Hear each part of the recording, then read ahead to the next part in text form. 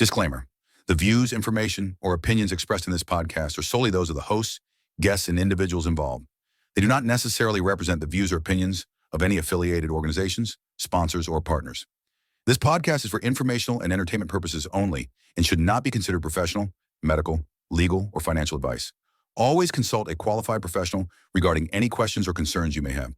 Warning, this podcast may contain strong language, adult themes, or sensitive topics that may not be suitable for all audiences. Listener discretion is advised.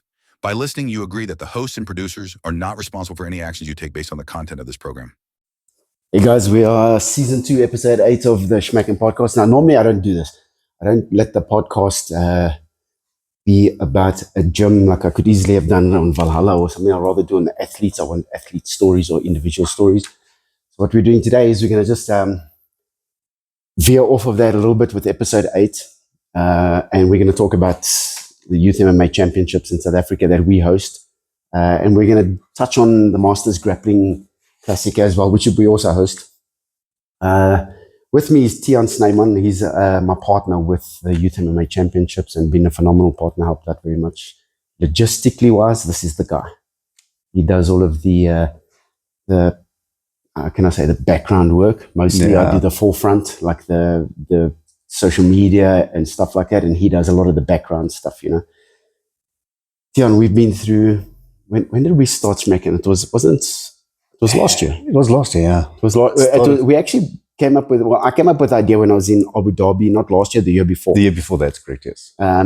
Might have even been before that, where I saw that in South Africa, we don't have any kind of platform for the youth in South Africa to experience what they would experience at Worlds if they were chosen to go through the Worlds. And I actually registered on Smooth Comp straight away when I came up with the idea. So that'll be the telling number, the year of when we this idea actually came up with. And then I spoke to Tiaan about it, and he's one of the fathers of one of the kids that has been to Worlds, Tegan.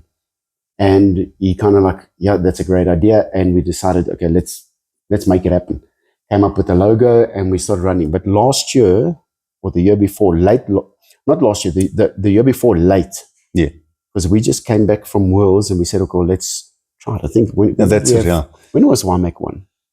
I think it was 2023. Yeah, I think it was 2023. Yeah, was it? Because we've done on our 5th one now. Yeah, okay. So just to give you some reference, yeah, we're on our 5th. We just completed our 5th YMMAC. But in between all of that, so we've had 5 successful YMMACs, kind of successful.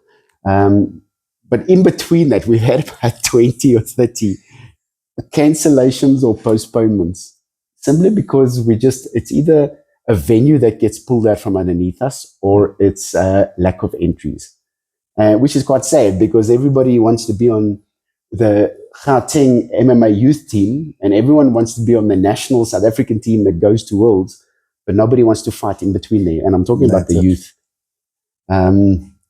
If you want to compete at nationals or you want to compete at the world events, you have to put in time at your local events. And that's why we created the Youth MMA Championships, you know. But yeah, we've had some ups and downs with this. I mean, if you take it, our very first one was held on mats because the cage was pulled underneath us. And we tried to rent a cage at that time. Yeah, we still tried to. And then they pulled it out from underneath us. So we had to have it just on the mats, which was a sticky situation. But because we're also a development tournament and we're a youth tournament at the same time, we are trying to develop the sport in the country. So we do get some leeway when it comes to those kind of things. But we don't want the leeway. We want to be as professional as we can. We want to host as a professional event as we can. And, you know, when it comes to cage, well, we've gone through it all with the cage. So we got a 6-sided cage. And some of the first things, so when we first bought the cage, we bought it and these guys had the 6 pillars. Yes, yeah. But they drilled the holes through the pillars and then through the bolts cage panels, and there were long bolts and nuts through each pole and through each panel. And we went through quite a process with that. Yeah, we did. I think we had 2 or 3 YMMACs where we had to figure out how to putting this cage back together every time. That's right. We had 3 of those, And then besides that, we had the mats. Tell us about the foam underneath. Yeah, that's another thing. We started off with the foam, which we bought the cage with originally. Yeah. And it was a bit thin and not very even. And then eventually we got a nice little sort of sponsor from one of the other fathers in the gym, and gave us quite a nice 40 mil foam. We actually bought it. Yeah, we bought it, and they gave us some extras, extra, because they were cleaning out their warehouse. So we got some extras with that. So we didn't say no thanks. We took it. We did that. So we put up the cage, and with it being all shifty and all that, as soon as you put the cage down and you lay the mats, then the next morning all the guys start fighting, and then everything will shift and it will lift up. And oh man, it was hectic. That was painful, eh? It was. So, like with every event up until this last one, the first 4 that we actually held, well, I think the first one was on mats. The first one was on mats, yeah. And then the 2, 3, and 4, and 5 have been in the cage. Yes. But 2, 3, and 4 were... it was like walking on the ocean. Yeah, so what we had is we had cage technicians who were at each event, and their sole job was to run around and fix things sometimes while the fights were on. They had to fix things. Sometimes in between rounds, they had to fix things. And when I say fix things, I mean our cage would sometimes shift. And like when we had the youth D, C, and B, they were all cool. The cage handled it. But some of these dudes in youth A are just big guys. You know, some of them are big guys. With youth A, we got what, 90, a guy who's over, 2 guys who are over 90. Yeah. And you know, even the guys who are just under 70 kilos like we had now, those guys are, when they hit against that cage wall, they hit, you know. We were very fortunate to host it here in our event at our gym the last round. And we bolted things to the wall, and it was very sturdy. And that's why we kept it up. Well, it's still up in the background because we just want the gym to experience some cage time. But those other times, our cage technicians would run around and pull the canvas straight, and the mats that Tiaan's talking about, even though we got these new mats in, we still had to cut the mats to fit into this cage space. And sometimes, because of the size of the mats, we had to cut really awkward pieces. And then what we decided to do was do 2 layers of this. And because the cage sometimes in the previous events wouldn't hold its shape, the foam and vis-a-vis the canvas that's over the foam would shift a lot. So our cage technicians are running around and pulling mats and trying to fix things and getting and then stomping foam down. It was quite a story. They did a good job though. Yeah, they did a good job. You know, we even had our pro fighter, Brian Guavavo, who was announcing at the last event at YMMAC 4, but also running around fixing the cage for us during rounds. But you know what, we're getting there, and we're at that stage now where we've fixed the cage. And this is a great opportunity, I think, for us to give a shout out to the people who have helped us. Yeah, definitely.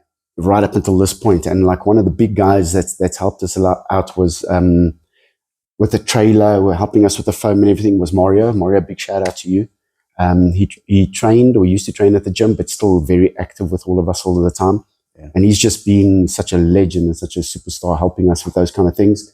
And then next is Monet Carstens. Thank you also for helping us with the welding of the cage, getting the cage to be stable like it is. Brackets. Yeah. The brackets, coming and putting in time with us with the cage and helping us put it up and take it down, and trailer and everything. You've been also such a legend. The mat that we use, or the canvas that we use now for the last tournament, he managed to get borrowed to us for that tournament. It's still down. So big shout out to him. And then one of our major sponsors as well was SNT, Lisa. You're also just such a legend. You know, we put the call outs, and we are sponsors for mats for YMMAC and for Masters Grappling. And they came on board and just gave us such a big sponsorship with mats. So we're very blessed in that way. Going forward, Tiaan, tell us about how we're going to fix the flooring of this cage so that it's stable with what we've got and what our ideas are. Okay, so ideas is one of two things. We're going to get a wooden platforming and then stick the mats on top of that with our own, which you will see hopefully early in the new year, our canvas that is going to be one of a kind. We're working on that. So the main thing now is to either get a nice plywood with branding to lift the floor to give us a little bit of elevation, or to put it on top of wooden pallets and stick the mats down. Which will eliminate then, if you can see on the sides over there, that white. So that's because the cage is standing very flat right now on a flat surface, there's no elevation of the inside mats. So we've had to put padding all the way around at the bottom of the cage.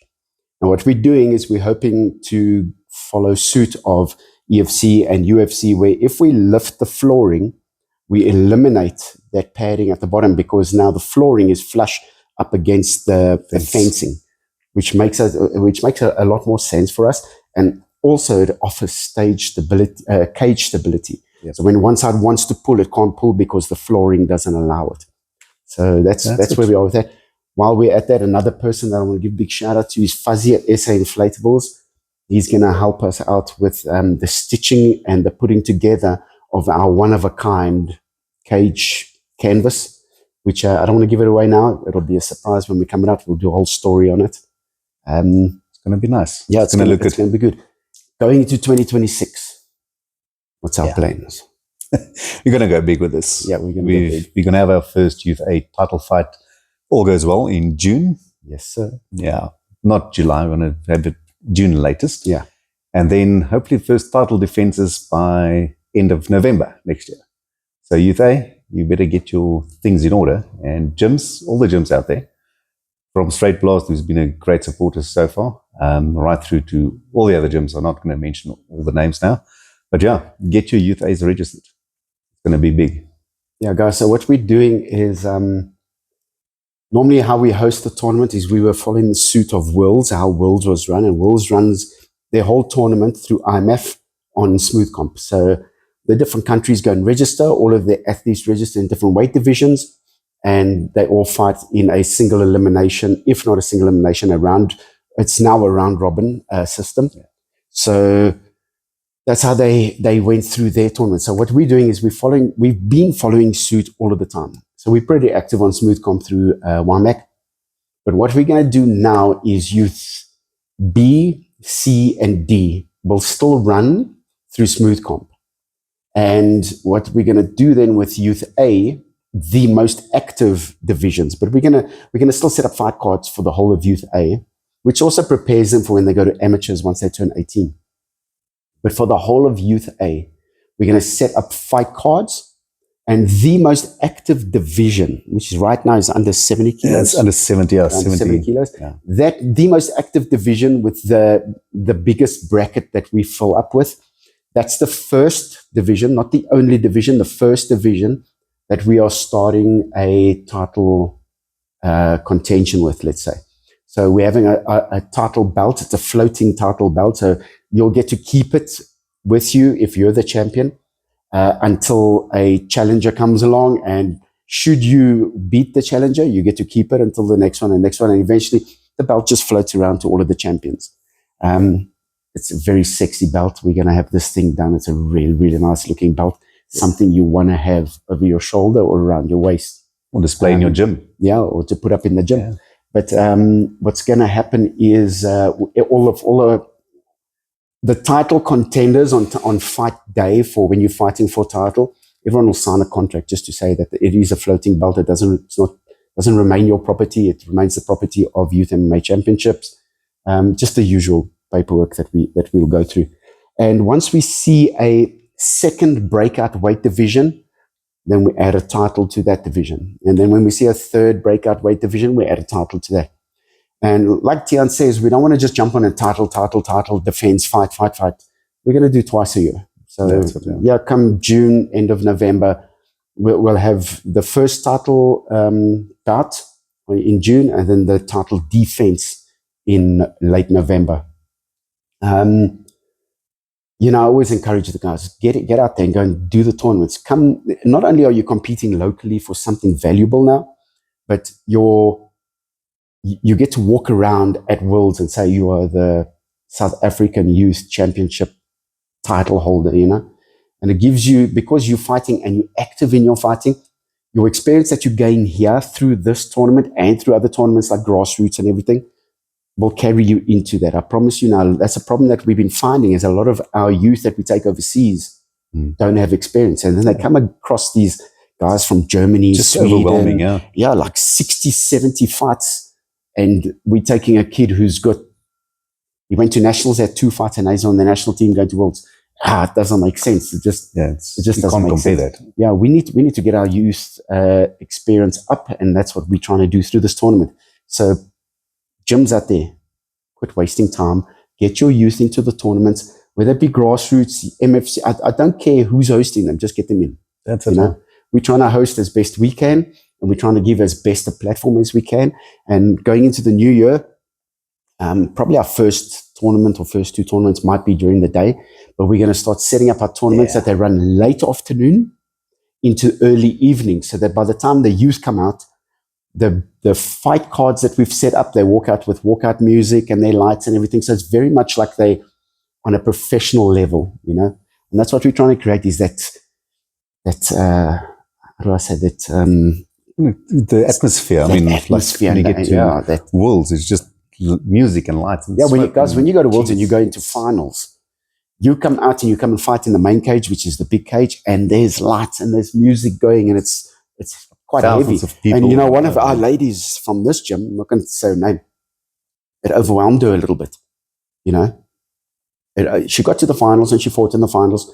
She came second, but it overwhelmed her a little bit. She said afterwards, and it was like she wasn't expecting all of that and the glitz and the glam of it. So we want to give some glitz and glam, especially to the Youth A. Please enter. We really appreciate that. What else have we got coming up that we can? It's Masters Grappling. Masters Grappling, yeah. But before we go to Masters Grappling, we had a little bit of an incident with our governing body in South Africa, MMA SA, with our last YMMAC tournament, which was held here, YMMAC 5. And at first, we were delayed, an hour? About an hour, yeah. About an hour during the day. And then we just had no officials pitch up from MMA SA.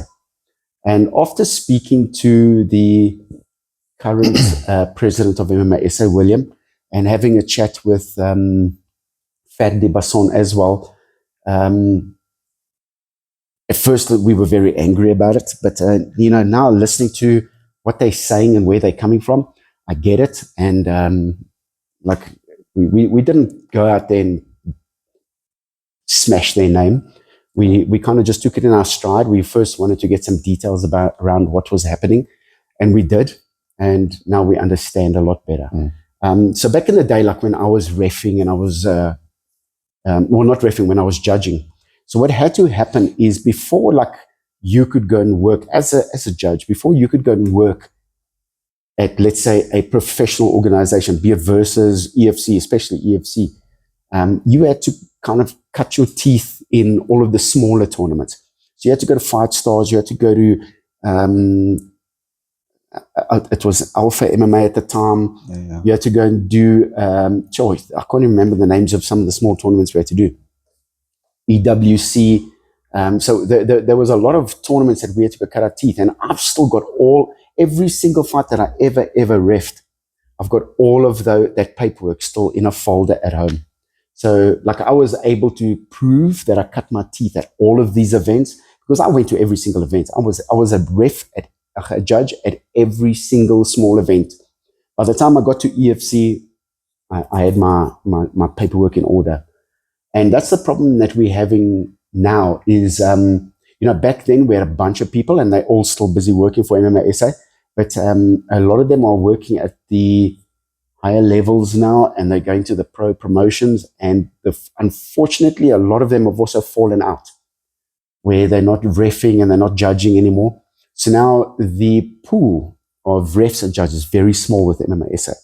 So what they're trying to do is they're trying to bulk up their ranks by now in January having a course where people can go and do like a hand wrapping session, a glove and hand wrap check session. And, they can get a certification from MMA SA to say, okay, well, you're good at this. This is what you can go and work at any small event in South Africa, any pro event in South Africa. And, so I think it's a great idea that Fad didn't come up with to go and do that. And a lot of the people that are working like backstage at EFC currently don't have any of that paperwork behind them. Now they can go over there. Well, I've worked EFC so many times. I'm coming to come and do this course over here. Fad shows you exactly what you got to check, exactly what you got to do, exactly how this works and this works, backstage, cage security, this. Now they can get certified in all of those behind the scenes positions, which means that we can now start saying to MMA SA, well, we're holding an event, and MMA SA says, okay, well, we've got all of these guys over here. We can send them all, So what I encourage all of the gyms to do, which is exactly what we're doing at MMA SA, is we're going to take a whole bunch of our people and let them go and do that little hand wrap and hand check and glove check and all of that certification, which is going to be free. The part that's not free is the course that is hosted by MMA SA through IMF, which will be for the reffing and the judging. I highly suggest that all athletes do it. I think they're going to push that all athletes do it. And I think they're pushing that all of the gym coaches do it, which is great. I believe everybody should know. Yeah. The first thing that they do cover in those courses is the rule set of the sport you're in, from youth all the way through to adults. And it's very important that everybody knows that, athletes and coaches especially. And if you're going to be doing reffing and judging, you need to be on the ball. You need to know everything. So that's why I'm getting all of us to go and do it, so that when we host our next YMMAC, which will be probably February, February, March, late somewhere there, I think. So we're gonna push for those dates. Remember, us who's dealing with youth, we got to go and check what our dates are with schools and exams and everything, and when the breaks happen, so that we can kind of put our dates so that they don't collide with exams and whatnot. So just keep an eye. Our dates will be out soon. We're going to put it through to MMA SA. Once I approve, we'll put it out. But what we're going to do is, with future events, because we've got so many people in our gym that are now qualified to do certain positions, just checking Vaseline for the Youth A, checking nails and toenails and all of that. They're all qualified to do that stuff now. So when we host an event, we let MMA SA know we're hosting an event. We just need an event official. That's it, And otherwise, we supply all of We've got all the other things, other positions. Everything. And, that's how we're going to kind of make this event even better, even more special. But that's I think that's it for Youth MMA. Anything else to add? I think that's it, huh? Yeah, I think we've covered our plans. I think that's it. Logistic, what do we still need for YMMAC sponsor-wise? What would be great? The floor, the wood floor. That would be nice if we can get something like that. And then maybe a trailer. Yeah, a trailer would be great. Yeah. What are the size of the panels? Like, if we had to get a trailer, what would be the ideal trailer to get? I'd say about 2 meters wide by 4 meters length, because our panels are 3.5 by 1.8. Okay. So plus you've got your padding on that. Flat pack them and then still put the flat pack padding on and all of that. That's it, yeah. So you can put everything together. And then if we do get also lucky to get a sponsor for the trailer, nice little cover made up for that. I'm sure we can speak to Fuzzy. Yeah, we can supply the materials. Even if Mornay's begs or doesn't put in a good word with these people, we can keep this. Yeah, I think so. The canvas we're using for the cage, I believe, comes off a side of a truck. Yeah, he said, well, for now we can keep it. Yeah, he's not needing it back. So maybe he'll sponsor us that for the trailer. So guys, if you can sponsor us a trailer, or you can sponsor a trailer per event, that'd be great. Normally what we do is we set up the day before, we have the tournament, then the day after. So we're normally 3 days at that event. So if we can have it the day 1 and day 3, so we could collect everything, take it to the premises, set everything up, then go and collect it on day 3. That'd be great if we could get a sponsor for that. Not to say that you're going to give us a trailer, but if you can make a trailer available for us on those days, yeah, that'd be great. And then a canvas So, with the weather being the way it is right now, there's a lot of rain. So if we could get a canvas that just covers everything on the trailer, that'd be amazing. Hopefully we can keep this one at the end of the day. Yeah. What else is there? A big shout out to the schools that have accommodated us for the event. Oh, so yes, far. yeah. Listen, President Stein, Hoërskool Alberton. Thank you. Big up to you guys. You guys, you guys helped us a lot during this year. We understand that you guys are busy and sometimes we just cannot get your venue. It is what it is. And we are going forward that we can still use you guys when needed. And we love having a relationship with you guys. You guys have always been so helpful. Thank you very much. And then wood-wise, if there's any wood companies out there that would like to come on board and come and help us out with this. Yeah, pellet manufacturers, wooden pellet manufacturers. So, yeah. And then what's the wood that we want to put the surface? I was thinking about 18 millimeter plywood. Okay. With a 38 by 38 brand ring underneath. Yeah. So you've got 38 plus 18. Do we need the brand ring if we've got the pellets, or is... No, look, it's either or. It's either the pellets or the brand ring. Pellets or the brand ring with a shutterboard. Okay, good to know. So yeah, if anyone can sponsor the wood, or if anyone would like to come on board and sponsor a financial assistance, that'd be great. What we do with the sponsors, we always advertise them all over our social media. We are happy to put the logos on the mats. That's it, yeah. What we do is we don't do a permanent logo. We do a stick-on vinyl logo, and that will stay there for a term that we discuss when a sponsor comes on board. We've also got the padding on the corners of the cage that we also do a certain amount of sponsoring for. So normally what we do is we do a 3, 6, and a 12-month sponsorship deal. So you're welcome to get a hold of us. We're all over social media. You'll find us quite easily. Is that it for YMMAC? That's about everything. I think that's it, Shane. I think it's all covered. And then next up is also Masters Grappling in the new year. Yes. Also, we're looking around about March. Also March, yeah. So what happened with Masters Grappling is we put it out, I think, 2 times. Yeah. On Smooth Comp, where we made entries active on Smooth Comp. And we just didn't get the entries that we needed to actually host the event. Another thing that we ran into a problem-wise was, again, event, like a venue, and then mats. We ran into also big problems with mats. So again, through our sponsorship with S&T, thank you so much. We have managed to secure a 8 meter by 8 meter platform that we can host on. We had 2 20 mil 8 meter by 8 meter mats. But what we've decided to do is pull off of Smooth Comp and rather do a fight card of over 30-year-olds.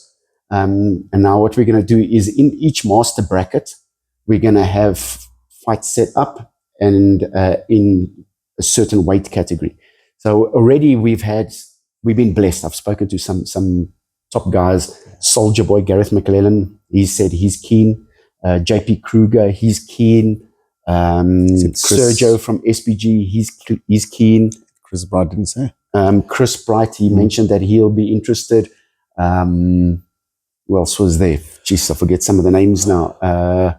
We had Dion from here. We had Nikki, possibly she might be keen on something. So we've been blessed with Kurt as well. So we've been blessed with some big names saying that they're keen. So what we're going to do is in the new year, around about Marchish, we're going to set up a fight card. And we'll do fight card, like a proper fight card, and we'll do the weigh-ins like the day before or something, and we'll do face-offs and everything. Awesome. And we'll make quite a spectacle of it. We'll do, we want to boost these guys that are coming forward and putting their names up, and we appreciate them so much. Like we're going to try to set up a really good event, so that going forward, like everybody that's over 30 wants to be part of this, So what we would like to do as well is we would like to have some sort of prize, because we're doing a fight card, have some sort of prize per match that we can maybe give out to the guys, be it a cash donation or a supplement donation or something that we can get in from a sponsor and say, well, this goes straight to the winners of each match. So if you are keen to jump on for something like that, and obviously branding goes your way, please jump on board. Let's get it out there for these people. Let's do something amazing for the sport in South Africa, especially for the older generation. So many times the whole reason I thought about Masters Grappling was a lot of the older guys would come to me and say, like when they're Sub Kings or somewhere, it's like, geez, I'm going up against like these youngsters and the guys have got gas tanks and they so strong. And like you've got old man strength, but for like maybe one bout. I mean, the next 3 bouts, you're like I can't, you're done, you know what I mean? So it'll be cool to come through and do an event where you have one match on the day. Same age group. And it's against somebody in the same age group and somebody on the same skill level and somebody in the same weight division, you know? So, you know, we're trying to level the playing fields for the guys. Yeah, that's right. And we hope that everybody throws their names in. Like, what we'd like to do is we'd like to have between 10 and 11 matches on the night. That would be good. And we're going to host it at night. I don't want, like, we're all adults. We don't need to be out during the day. We can get out a little bit at night. So we'll host it during the evening and we can get some lights on it and everything. And, you know, we'll do a live feed and whatnot. Speaking of live feed, actually, the guys who do the EFC live feed, they are keen to come on board and come and get involved with the Youth MMA Championships and with the Masters Grappling. So we'll have really awesome, top quality live feeds for both events. With the Youth MMA Championships, we might kick off where we do only the Youth A live, just to keep everything kind of financially applicable. Yeah. But if it's not too much, we'll look at doing the entire event live, which would be great, you know, because granny, grandma, grandpa, they can't get to the event sometimes. So we can send them a link and they can watch little Yanni on the mats in Youth D, who's only like, 10 years old, busy grappling at a tournament, you know? That's awesome. So it'll be, or fighting at a grappling. So it'll be good. It'll be great, but we'll get there. So 2026 is looking amazing for Youth MMA Championships and for Masters Grappling. Yeah. So last words from you to, let's say to number 1, gyms out there, number 2, sponsors out there. Yeah. Gyms, get registered. We're doing this not for our own benefit. We're doing this for the development of the sport, for the love of the sport, to get our youth on a certain level. So when they go to Worlds, if they're fortunate enough to be chosen, when they get there, they don't get overwhelmed. They don't get cage shock. I mean, if they step into the cage for the first time or even the 3rd or 4th time, Worlds is just a complete different beast on its own. And that's it. And for the sponsors, guys, as I said, it is for the love of the sport. It's for the development of the youth of South Africa. We're not doing any financial gain. What we've made so far from comps, we've put back in the cage. That's why we've got new mats, we've got a new fence. That's what we're doing. We're doing this for the development of the sport. So get in there, stick with us, and this is going to go big. Yeah, I think that's one thing I can attribute to us is our tenacity and our no give up attitude that we've had, because there's been plenty of times when I've even said, it's like, I don't even want to do this anymore. Just before YMMAC 5. I don't want to do this crap no more. It's like, it's just one headbutt after the other. And it's like, I don't know, it's almost like the whole community just wants to kick you in the head while you're down, you know? But you know what? We're going to stick it through. And I'm telling you now, we are going to be the biggest youth tournament in South Africa, bar none. And this next year, 2026, we're going to grow this thing so big so that come 2027, we start our national tour. Where we're going to go down to Cape Town. We're going to go down to KZN.